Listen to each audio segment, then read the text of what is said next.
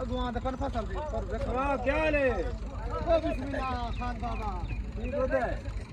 आज नहीं रुपया रो बना के